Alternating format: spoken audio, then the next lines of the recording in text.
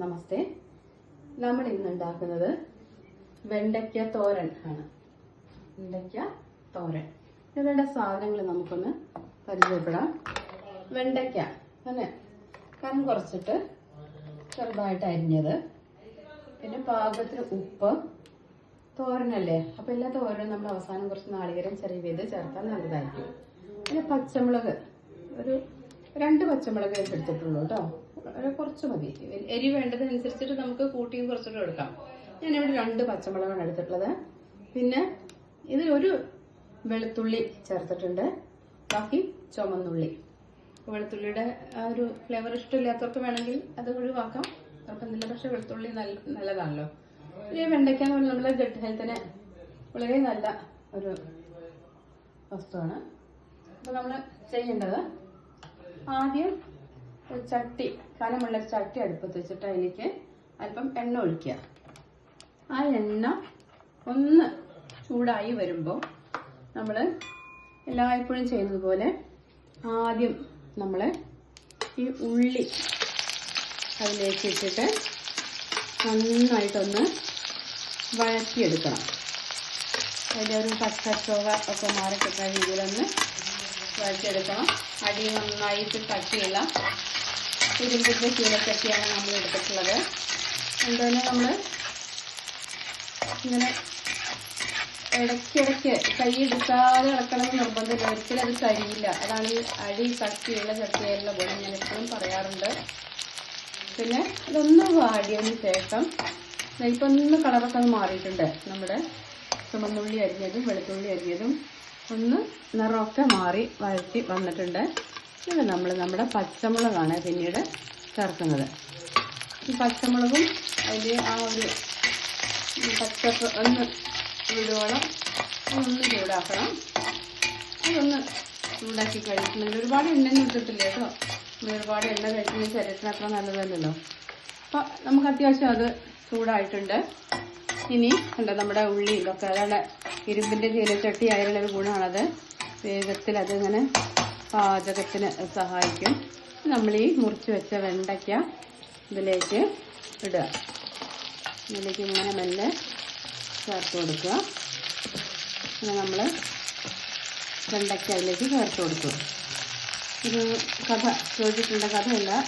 ജഗദീഷ് ചന്ദ്രബോസ് ഒരു ബുദ്ധിമാനായിട്ടുള്ള ഒരു ശാസ്ത്രജ്ഞനായിരുന്നല്ലോ.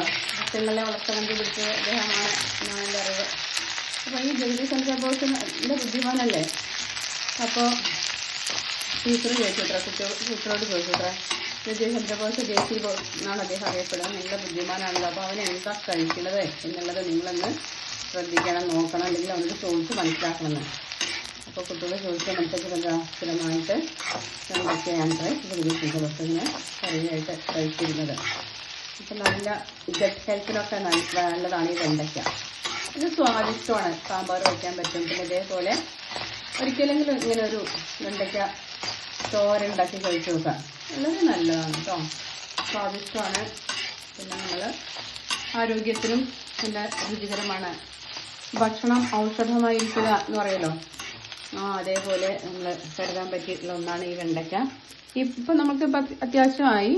അതിനുശേഷം നമ്മൾ ചെയ്യുന്നത് അല്പം ഉപ്പ് അതിലേക്ക് ചേർത്ത് കൊടുക്കുക. അപ്പോൾ നമുക്ക് പാകത്തിനുള്ള ഉപ്പ്, ഒരുപാട് ഉപ്പൊന്നും വേണ്ട, കാരണം കുറച്ചല്ലുള്ള വെണ്ടയ്ക്ക. അപ്പോൾ നമുക്കറിയാം ഏകദേശം പാകം. ആ പാകത്തിന് ഉപ്പ് കൂടി അതിൽ ചേർത്തിട്ട് നന്നായിട്ടൊന്ന് ഇളക്കി കൊടുക്കുക. ഇനി ഇതൊന്ന് വെന്ത് വരും. ഇപ്പം നമ്മുടെ വെണ്ടയ്ക്ക ഉപ്പേരി അത്യാവശ്യം പാകമായിട്ടുണ്ട്. നമുക്ക് വേണമെങ്കിൽ എന്ത് ചെയ്യാം, അല്പനേരം ഇതൊന്ന് അടച്ചു വെക്കാവുന്നതാണ്. ഇതൊന്ന് അല്പനേരം അടച്ചു വെക്കാം. നേരെ വെക്കേണ്ട ആവശ്യമുള്ളൂ. അടച്ചു വെച്ച് അത്യാവശ്യം നന്നായിട്ട് വെന്തിട്ടുണ്ടാവും. നമ്മൾ കിടപ്പ് മാറ്റുക, മാറ്റുമ്പോൾ ശ്രദ്ധിക്കാൻ കഴിയൊന്നും ചെയ്യാതെ. എന്നിട്ട് ഞാൻ അടുക്കളയിലൊക്കെ ജോലി ചെയ്തിട്ടുള്ള എക്സ്പേർട്ടാണ്. അതുകൊണ്ട് ശീലമുള്ളതുകൊണ്ട് നമുക്ക് അധികം കഴിച്ച് പറ്റില്ല. അത് പുതിയ ഇതായിട്ട് അടുക്കളയിൽ ചെറിയ ജോലി ചെയ്യുന്നവരൊക്കെ ശ്രദ്ധിക്കണം. കൈ കൊള്ളാതിരിക്കാനൊക്കെ നന്നായിട്ട് നോക്കാം. കണ്ടോ. അപ്പോൾ നമ്മൾ വെണ്ടയ്ക്കപ്പേരിയുടെ ഈ ഒരു വെണ്ടയ്ക്ക തോരൻ്റെ ആ പച്ചനിറക്കുന്ന രസിച്ച് വിട്ട് തുടങ്ങി. വെണ്ടയ്ക്ക തോരൻ ഏകദേശം പാകമായിട്ട് വരുന്നുണ്ട്.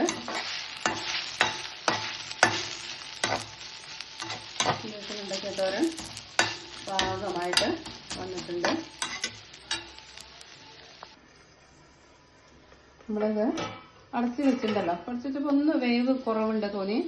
നമ്മൾ രണ്ടാമത് ഒന്നും കൂടി അടച്ചു വെച്ചതാണ്. അടച്ചു വെച്ചിട്ട് ഇപ്പോൾ വെന്തിട്ടുണ്ട്. ഇപ്പം നന്നായി പാചകം ആയിട്ടുണ്ട്, പാകമായിട്ടുണ്ട്.